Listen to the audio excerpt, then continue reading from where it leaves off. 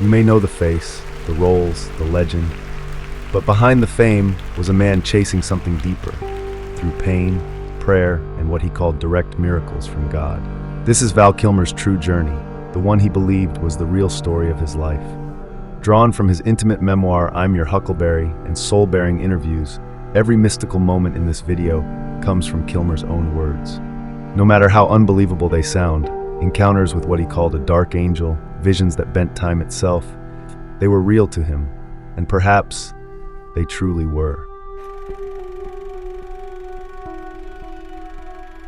Before the fame, before the stages and the screen, there was the wilderness and a boy.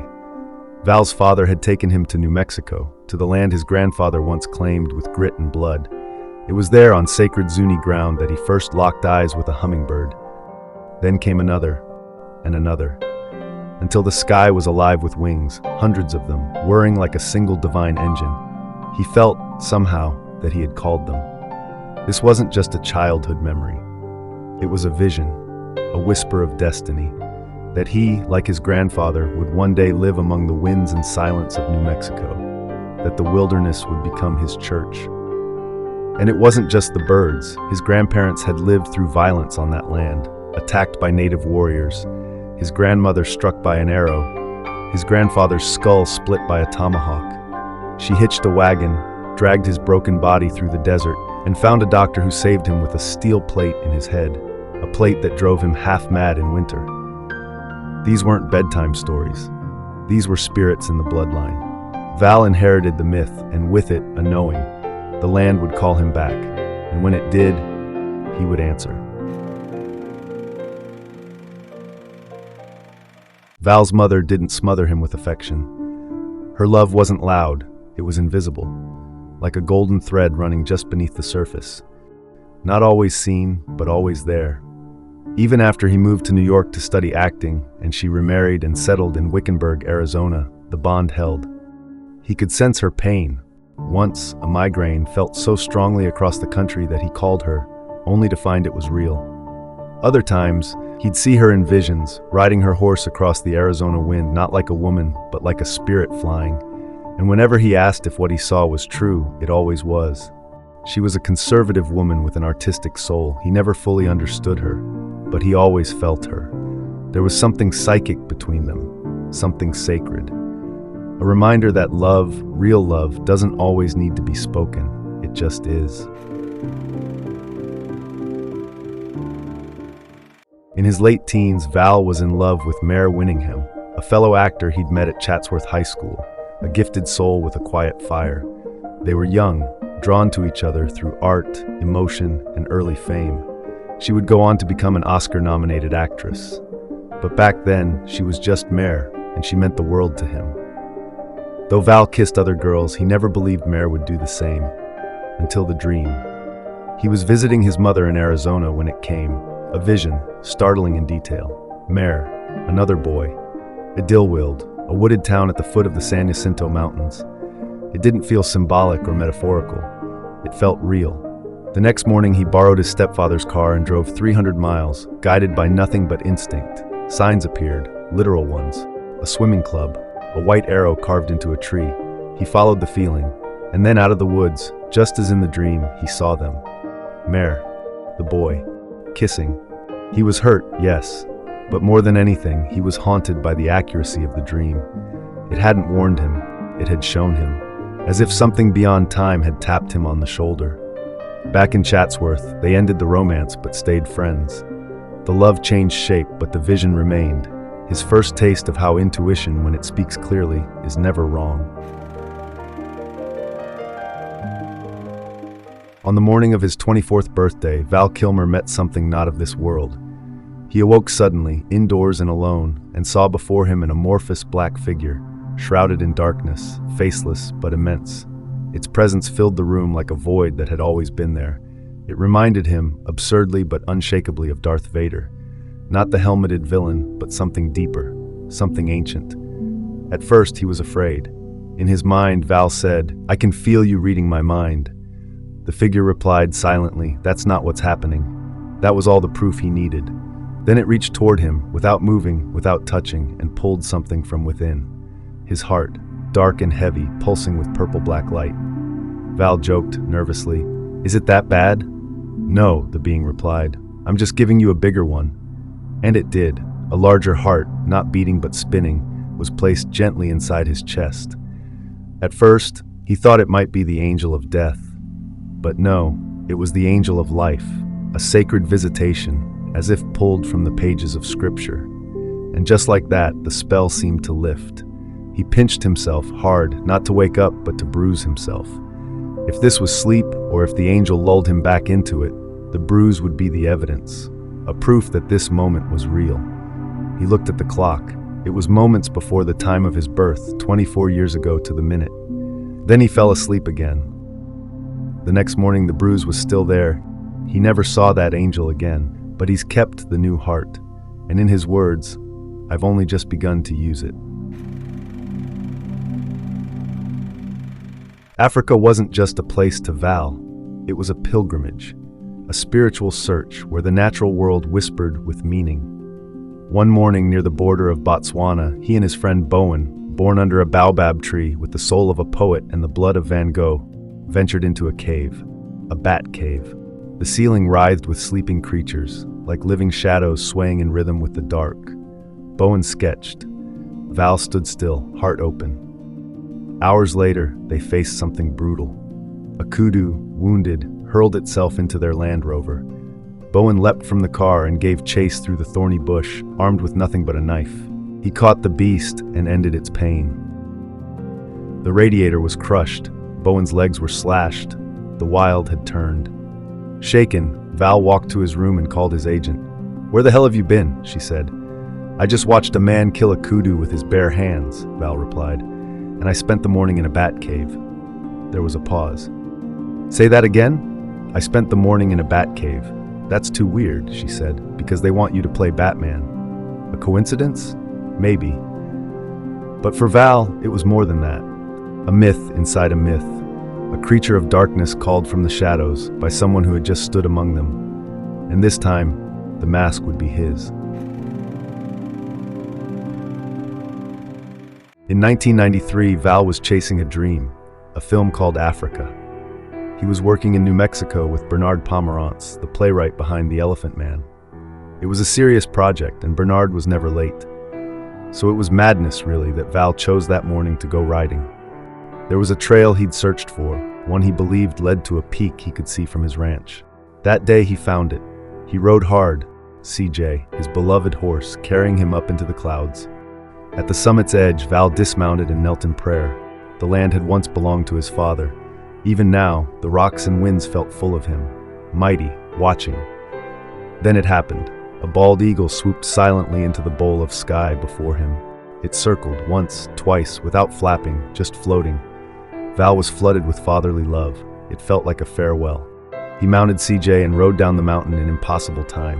Not just fast, impossibly fast, as if the trail had bent for him. Back at the ranch, he broke every rule. He put CJ away without brushing him down. The horse steamed with sweat, and then the call came. His usually blunt secretary looked away. Val already knew. His father was gone. But the trail made sense now. The bowl, the eagle, the speed, all of it. It was New Mexico's sacred stage, set for a final goodbye. A place where spirit spoke not in words, but in wind and wings.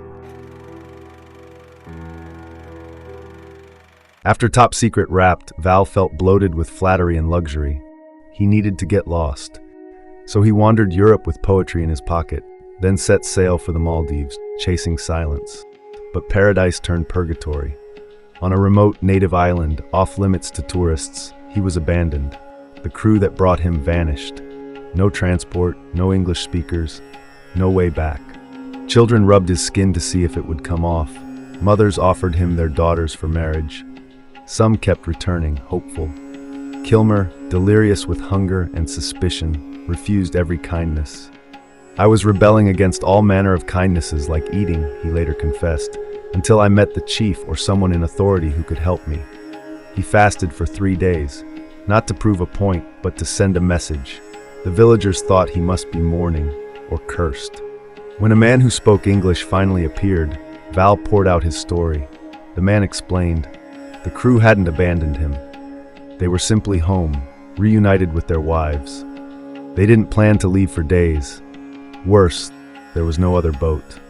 Val demanded a meeting with the chief. There, before the whole island, he made his plea. "I will not ever use this crew or their boat. I will pray to my God, and if this young man does not return the money I gave him, I will ask my God to deliver me from this island today." The word God stopped the room cold. And right then, the island's afternoon prayer bell rang. The meeting ended. The crowd parted. Val drifted in and out of consciousness. Then, just before sunset, he heard it. An engine. A speedboat appeared. As he approached the dock, the islanders stepped aside in perfect rhythm, like a scene from the Book of Exodus. None would meet his eyes. On the dock waited 2 Japanese contractors. "You must be the American we've heard so much about," they said. Val boarded. They fed him, rice soft as snow, curry rich with mercy. That night on the sea, Kilmer knew. This wasn't coincidence. It was timing. Divine timing. October 1991. Snow blanketed Santa Fe. Val and Joanne had just moved into their first real home, a quiet place, close enough to the city's opera house that on clear nights you could hear Puccini on the wind. Then Joanne's water broke. The midwife wasn't worried. "Labor can take time," she said. So Joanne walked, through the snow, through contractions, for hours, then days. Val stayed beside her. On the 3rd day, he'd had enough. The plan for a home birth no longer felt safe. He loaded Joanne into a 4-wheel drive and braved the storm. The midwife protested. He didn't care. The snow came in sheets, but Val knew the back roads, trusted his instinct. They made it. And there, in the hush of a sterile room, Mercedes was born. He held her first, cut the cord. They wept. "Precious angel," he whispered. "Gift of God." Later he asked for a bed. The nurse laughed. No father had ever asked before. She brought him a piece of foam and a used blanket. He slept on the linoleum floor. It didn't matter. Something had broken open inside him. He longed to bathe her, cradle her, but again and again it felt like this was women's work, and his tenderness had no place. Still he kept trying, because that snowstorm hadn't just delivered a child. It had delivered him, not as a star, not as a husband, but as a father. And fatherhood, he realized, wasn't a role. It was a practice, a sacred one. There was a time in Malibu when Val's life, at last, felt still. He read Mark Twain by the sea. Cher dropped by for coffee. Peace, for once, had taken root, until the day he coughed up blood. Alone but strangely unafraid, he felt like a fighter summoned to the ring. The fear of death, Twain whispered through memory, follows from the fear of life. He called his spiritual practitioner, not his children. They prayed. A calm washed over him. Then, crawling up splintered steps to the highway, he met the ambulance that would carry him to the brink. What followed was surgery, silence, and the threat of losing his voice, his most sacred tool. But in that stillness, Val didn't break. He turned to prayer, to Twain, and to the writings of Mary Baker Eddy, founder of Christian Science. He filled his hospital room with poetry, scripture, and sound. Then something new stirred. He picked up a paintbrush. What began as scribbles on hospital sheets became an explosion. Neon tape, torn scripture, wild color across raw canvas and walls. He collaged his way through pain, stitched together faith and fear, and turned his healing into art. Back in the world, he simply told the press, "I don't have cancer." Not denial, faith. He believed in healing not just of the body but of spirit, a healing that transcended logic, a healing born of prayer, love, and creation. At a little house in Brentwood, he and a friend, Juan the Magic Man, turned recovery into ritual. Art spilled from the walls, and what began in solitude became something shared. He hadn't just survived, he had been remade. After everything, surgery, silence, survival, Val found his way back to the work he loved. In The Super, he played a haunted man, wringing anguish into a character who turned out not to be the villain, but the misunderstood. Art, again, became a place to lay down his pain.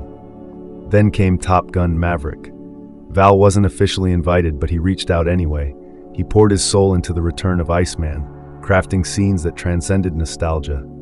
Crews welcomed him with open arms, and together they made magic, one more time. With his earnings, Val opened Hell Mel, a gallery theater hybrid in East Hollywood. It wasn't just a space, it was a vision, a playground for bohemians and misfits, for poets and painters in the spirit of Twain. He called it sacred, and it was. There, he gave form to the invisible, gave voice to what could not be said. He knew his physical voice was fading, but something deeper had taken its place, a current of energy, of poetry, of love itself. He believed this force could be shared, could be felt, could be passed from one soul to another like a flame that never dies. Val once wrote, "I believe I am on a flight that day by day is generated by the poetry of my heart." Now that flight continues, beyond the body, beyond the screen. His spirit, like Stevens's pigeons, sinks not into darkness, but into the vast, undulating light. He has overcome. He is still flying. To the world, he was Batman, Doc Holliday, Jim Morrison, but to himself, he was a soul in search of God. And if these 10 mystical moments teach us anything, it's that belief isn't weakness, it's power. At least for some of us. Could Val Kilmer have overcome all his struggles without the support of the divine? If you have your own take, we'd love to hear it in the comments. Tell us, did this journey change your perception of him? Did it reveal something more behind the actor's mask? If this story moved you, consider subscribing to Fair Pearls, where cinema isn't just about craft or careers, but the soul behind the spotlight.